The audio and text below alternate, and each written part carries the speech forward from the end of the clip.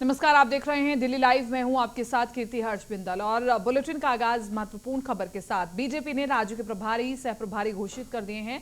15 राज्यों के प्रभारी और सह प्रभारी नियुक्त किए हैं। सांसद महेश शर्मा को त्रिपुरा का प्रभारी बनाया गया है।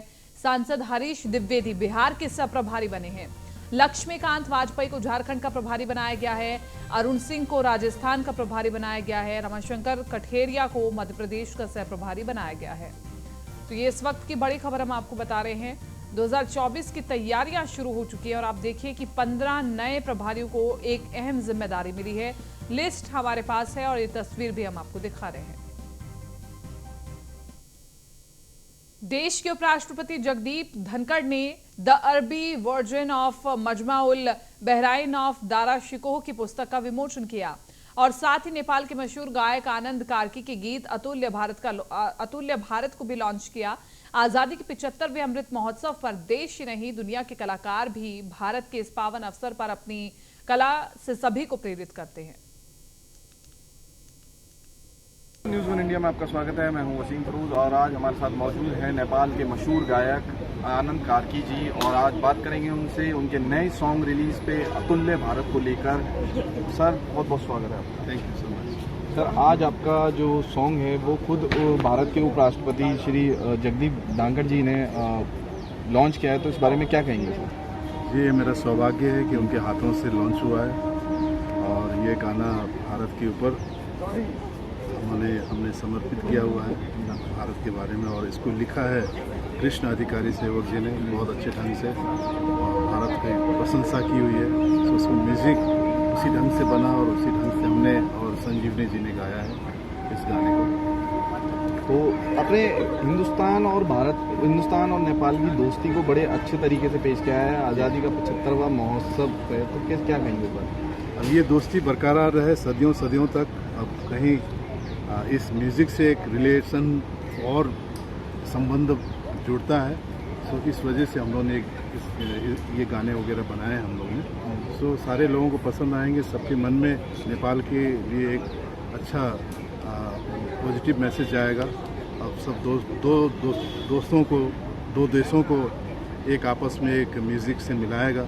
तो ये प्यार हमेशा रहे एक आपस में। इसी वजह से हमने ये कंसेप्ट निकाल के हमने रिकॉर्डिंग किया और यहाँ पे पेश किया है। और अभी आप लोग YouTube में देख सकते हैं इस गाने को। और सबके दिलों में मेरी आवाज़ रहे, सबका आशीर्वाद रहे। मैं भी हिंदुस्तान में आके गानों को प्रस्तुत करूं, प्रोग्राम करूं, मेरा बहुत मन है। सो यही कहना चाहता हूं। बहुत बहुत शुक्रिया सर आप न्यूज़ वन। गृह मंत्री अमित शाह ने राष्ट्रपति द्रौपदी मुर्मू से मुलाकात की है। गृह मंत्री ने संसदीय राजभाषा समिति के सदस्यों के साथ भेंट की। राष्ट्रपति को समिति के प्रतिवेदन का 11वां खंड सौंपा गया। साथ ही राजभाषा हिंदी के संरक्षण व संवर्धन के साथ इसके प्रचार प्रसार व प्रयोग को और अधिक बढ़ाने के विषय पर चर्चा की गई।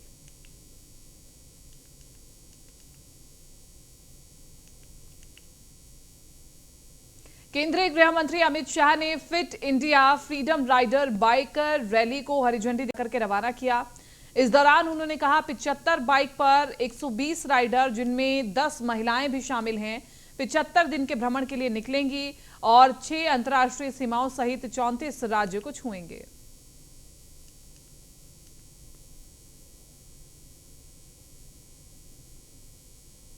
दिल्ली में बीजेपी ने दिल्ली सरकार की आबकारी नीति में हुए भ्रष्टाचार के खिलाफ मुख्यमंत्री अरविंद केजरीवाल समेत सभी मंत्रियों के आवास के बाहर जमकर प्रदर्शन किया। इस दौरान भाजपा के कार्यकर्ताओं ने सभी मंत्रियों का पुतला भी फूंका।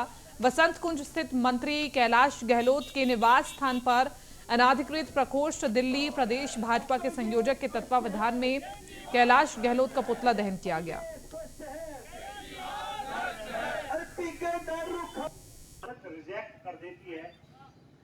मंत्रालय में घोटाला किया है और जो ये आबकारी नीति को लेकर है बहुत भारी भ्रष्टाचार और तो स्टिंग ऑपरेशन भी आ गया है। उसमें खुलकर जो आरोपी है उनके पिता कह रहे हैं कि 6% इनको दिया जा रहा है।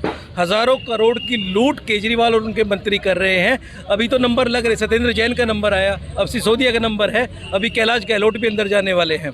तो बहुत भारी लूट दिल्ली सरकार ने मचाई हुई है। किसी भी आप डिपार्टमेंट में चले जाइए, हर डिपार्टमेंट में लूट मची हुई है। आज किसका पुतला आपने फूका यहाँ पर? हमने कैलाश गहलोत जो मंत्री हैं, परिवहन मंत्री हैं, उनका पुतला फूका है, उनके घर के सामने पुतला फूका है। कन्याकुमारी से कांग्रेस की भारत जोड़ो यात्रा शुरू हो गई है। इस रिपोर्ट में यात्रा के दौरान खास कंटेनर का इंतजाम है। क्या क्या सुविधाएं हैं उस पर रिपोर्ट देखेंगे। साथ ही राजस्थान के 400 ब्लॉक में पदयात्रा से माहौल में कितनी तब्दीली आएगी। राजस्थान में अगले साल नवंबर दिसंबर में चुनाव भी होने वाले हैं। देखते हैं report. AC, TV, double bed, sofa के साथ सभी फैसिलिटी वाले 10 बाय 10 के कंटेनर। किसी कंटेनर में 6 तो किसी में 12 लोगों के रहने की सुविधा। कंटेनर में सारी लग्जरी का बेहतरीन इंतजाम। जकूजी के साथ हर बेहतरीन सुविधा के साथ बाथरूम। कंटेनर के अंदर इस तरह की लग्जरी सुविधा देखकर आप आश्चर्य में पड़ गए होंगे। ये किसी फिल्म स्टार का वैनिटी वैन नहीं है, बल्कि ये आधुनिक सुख सुविधा से भरपूर आरामदायक कंटेनर कांग्रेस को पुराने दिनों की ताकत वापस दिलाने के लिए राहुल गांधी के द्वारा शुरू किए गए भारत जोड़ो अभियान में इस्तेमाल हो रहे हैं। कांग्रेस की कन्याकुमारी से कश्मीर तक भारत जोड़ो यात्रा 6 सितंबर से शुरू हुई है, जिसमें राहुल गांधी के साथ महिलाएं और कांग्रेस के सभी वरिष्ठ नेता पूरे देश को जोड़ने निकले हुए हैं। उनकी सुख सुविधाओं को ध्यान में रखते हुए ऐसे 60 कंटेनर तैयार कराए गए हैं। इस कंटेनर का आइडिया बाड़मेर से आया है। दिल्ली के वेंडर से तैयार इन कंटेनरों में नेताओं के हर सुख सुविधा का ध्यान रखा गया है। दरअसल ये आइडिया बाड़मेर में तेल कंपनियों में काम करने वाले विदेशी इंजीनियर्स की सुविधाओं के लिए बने कंटेनरों से राजस्थान कांग्रेस के नेताओं को मिला है। राहुल गांधी की भारत जोड़ो यात्रा राजस्थान में करीब 500 किलोमीटर तक का सफर तय करेगी। चुनावी साल से पहले राजस्थान को साधने के मकसद से इस यात्रा में राजस्थान के 6 जिलों को जोड़ा गया है। इसीलिए इस यात्रा को राजस्थान विधानसभा चुनाव के लिए बहुत अहम माना जा रहा है। और राजस्थान के मुख्यमंत्री और राहुल गांधी के साथ कंधे से कंधा मिलाकर चल रहे अशोक गहलोत ने इसके लिए अपनी पूरी ताकत झोंक दी है। इस यात्रा से पहले राहुल गांधी को भी ग्राउंड रियलिटी को देखने का भरपूर मौका मिलेगा। अक्टूबर-नवंबर में ये यात्रा राजस्थान पहुंचेगी। इस यात्रा के जरिए ईस्टर्न राजस्थान कैनाल प्रोजेक्ट वाले जिले कवर करने के पीछे राहुल गांधी और अशोक गहलोत की दूरदर्शी सोच है। दरअसल राजस्थान में जिस तरह से हिंदू मुस्लिम के मुद्दे पर गहलोत सरकार के फैसले से यहाँ की जनता नाराज है, उसे खत्म करने के लिए इस यात्रा के दौरान कांग्रेस जोर शोर से ईआरपीसी का मुद्दा उठाएगी। ईआरपीसी को लेकर कांग्रेस पहले ही बीजेपी पर हमलावर है। अब इसी मुद्दे पर गहलोत ने इन जिलों में अपनी चुनावी बिसात बिछाने का काम किया है। राजनीतिक जानकारों की माने तो इस यात्रा से राजस्थान में कांग्रेस के चेहरों से लेकर संकेत भी मिल जाएंगे, क्योंकि राहुल गांधी की यात्रा के दौरान राजस्थान में किन नेताओं को साथ चलने की अनुमति मिलती है, इससे भविष्य के लिए सियासी आकलन हो जाएगा। जिन नेताओं को साथ रखा जाएगा उन्हें अहमियत मिलेगी, उससे ही आगे चेहरे तय होंगे। इस यात्रा में राजस्थान कांग्रेस में राहुल के चहीते चेहरों पर तस्वीर साफ हो जाएगी। राजस्थान में अगले साल नवंबर-दिसंबर में विधानसभा चुनाव है।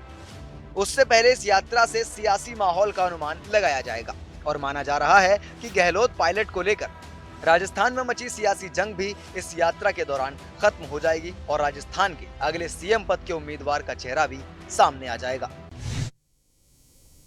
आप नेता सौरभ भारद्वाज ने प्रेस कॉन्फ्रेंस कर कहा कि एमसीडी के भ्रष्टाचार की वजह से एक और निर्माणाधीन इमारत गिर गई। इस इमारत का नक्शा फर्जीवाड़ा कर पास किया गया था। पार्षदों का कार्यकाल खत्म होने के बाद एमसीडी अब केंद्र सरकार के अधीन है, तो भ्रष्टाचार का पैसा किसकी जेब में जा रहा है?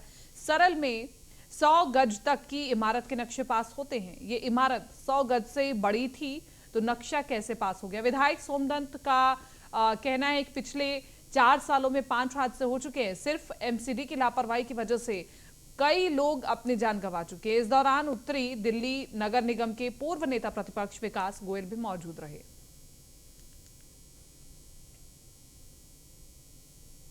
दिल्ली की जहांगीरपुरी के ई ब्लॉक स्थित स्कूल में बच्चों को बाहर सामान मांगने के आरोप में प्रिंसिपल से शिकायत करने पहुंचे युवक पर स्कूल प्रशासन का एफआईआर दर्ज कराने का मामला सामने आया है। युवक आम आदमी का कार्यकर्ता है। दिखाना कितना महंगा पड़ सकता है आपको दिखाते हैं। आम आदमी पार्टी के कार्यकर्ता विनीत गौतम ने जब अपने स्थानीय निगम के स्कूल की बदहाली को दिखाने की कोशिश की गई तो उनके नाम एक FIR की गई। बात करते हैं उनसे। विनीत जी, क्या था, किस तरीके की FIR है और कौन से थाने की तरफ से की? ये जहांगीरपुरी थाने की FIR है, जिसमें कि धारा लगी है 186, 353, 332, 506 और 34, 5 धाराएं कुल लगी है। ई ब्लॉक का स्कूल है। शनिवार की बात है, शाम को 5:30 के आसपास 2 बच्चे चने लेके आ रहे थे, हींग वाले चने। तो बाइक के नीचे आने से बचे, तो मैंने उससे पूछा कि बेटा कहाँ से आ रहे हो, स्कूल टाइम चल रहा है अभी तो उन्होंने बोला कि मास्टर जी ने, लक्ष्मण सर हैं, उन्होंने चने मंगाए हैं। तो उनको मैं पकड़ के इस वाले गेट से अंदर लेके गया, तो प्रिंसिपल साहब से मैंने पूछा जी आपके बच्चे बाहर घूम रहे हैं, अगर इन्हें कुछ हो जाए, चोट वोट लग जाती, बाइक के नीचे आने से भी बचा है। तो उसने बोला कि ऐसे कैसे लग जाएगी, जब लगेगी तो हम पट्टी वट्टी करा लेंगे, तुम यहाँ से बाहर भागो, आज किसी को अलाउड नहीं अंदर आना। तो उन्होंने मेरे को एक मैसेज सा दिखाया कि उनके पास कोई मैसेज था ऊपर से कि कोई भी लोकल बंदा बाहर का अंदर नहीं आएगा। इनकी पोल खोल कर अभियान शायद कुछ चल रहा था। हालातों की बात करें विनीत जी, ये सारी बातें रही कि किस तरीके से FIR हुई। अगर हालात की बात करें तो वो किस तरीके के हालातों से गुजर रहा है? आप स्थानीय निवासी हैं तो आपको ज़्यादा बेहतर पता है। नहीं, पहले तो बाहर की हम बात करते हैं। यहाँ पे गाड़ियाँ खड़ी होती हैं जिसमें कि खुलेआम समैक लड़के पीते हैं, खुलेआम। पुलिस कुछ नहीं कर पाती है, ना हेडमास्टर को कोई फ़र्क पड़ता। अंदर से बच्चे यहाँ बाहर घूमते हैं, कोई भी हादसा कल को हो सकता है। इनके अंदर के शौचालय देख लो आप, क्लासरूम देख लो, इतनी गंदगी है। तो ये थे हमारे साथ विनीत गौतम, जिन्होंने बताया कि जब उन्होंने इस स्कूल की बदहाली और स्कूल के बच्चों के बाहर जाके सामान लाने की बात को जब स्कूल प्रशासन को जगाने की कोशिश करी तो इनाम के तौर पर उनके खिलाफ एक FIR दर्ज करा दी गई। किरणपाल सिंह, दिल्ली। द्वारका की एंटी नारकोटिक्स सेल की पुलिस टीम ने नशे के कारोबार में लिप्त एक अफ्रीकन ड्रग पैडलर को गिरफ्तार किया है, जिसकी पहचान नाइजीरिया का रहने वाले के रूप में हुई है। DCP M हर्षवर्धन के अनुसार जिले में ड्रग्स सिंडिकेट और इसके कारोबारियों की पकड़ के लिए एंटी नारकोटिक्स की टीम लगातार इनके बारे में जानकारियां जुटा रही है और इनकी पकड़ के लिए लगी रहती है। मौजूद है आज़ाद मार्केट गली शीशगंज में, जहां सुबह 8 बजे एक घटना सामने आई है। जो ये बिल्डिंग आप मेरे पीछे देख सकते हैं, ये पीछे सुबह 8 बजे यहाँ पे गिर जाती है। इसमें बताया जा रहा है कि 8 मजदूर काम कर रहे थे, जिसमें से 4 मजदूर निकाले गए और 4 मजदूर फंसे होने की आशंका है। आइए जानते हैं यहीं से कि क्या है इसके बारे में। क्या नाम है आपका? हाँ, मेरा राम कुमार नाम है। और ये जब से अवैध रूप मुझे पता चला कि अवैध रूप से इस बिल्डिंग को बनाया जा रहा है, और जब से ये मैंने कंप्लेंट लगाई है, कंप्लेंट कम से कम 2 महीने से मैं लगातार कंप्लेंट लगा रहा हूँ। जो नगर निगम प्रशासन नहीं सुन रहा, उन्हें मैं जेई से भी मिला, अतुल कुमार जी से, उन्होंने भी मुझे मना कर दिया एक्शन लेने से। बोला आप क्यों कंप्लेंट कर रहे हो, क्यों इसको एक्शन ले रहे हो? मैं कोई एक्शन नहीं लेना चाहता। और मैं बार मैं MCD में मैंने जेई साहब से भी मिला, एक्शन साहब से भी मिला और DC साहब से भी मिला, लेकिन किसी ने भी कोई सुनवाई नहीं की मेरी। जैसा कि यहाँ आपको पता चल रहा है कि यहाँ के जो बंदे हैं उनका साफ कहना है कि अवैध निर्माण था। अवैध निर्माण आपको अवैध निर्माण था। मैं काफ़ी समय से ये इस पर काम चल रहा था और इस पर पता चला कि अवैध रूप से एक बिल्डिंग बनाई जा रही है, जिसकी कंप्लेंट आप देख सकते हैं कि मैंने लगातार इन पर कंप्लेंट लगा रहा हूँ, फोटो के साथ लगा रहा हूँ, और इस पर किसी तरीके से किसी प्रशासन ने नहीं सुना। जैसे कि यहाँ पे बताया जा रहा था कि लोड के कारण रात में यहाँ पे ईंट रेत और ईंट छत पे रखी गई थी, जो ये लोड ये मंजिल नहीं संभाल पाई, जिसके कारण ये सुबह ये बिल्डिंग गिर जाती है। कैमरामैन मंजीत के साथ मैं आकाश शर्मा।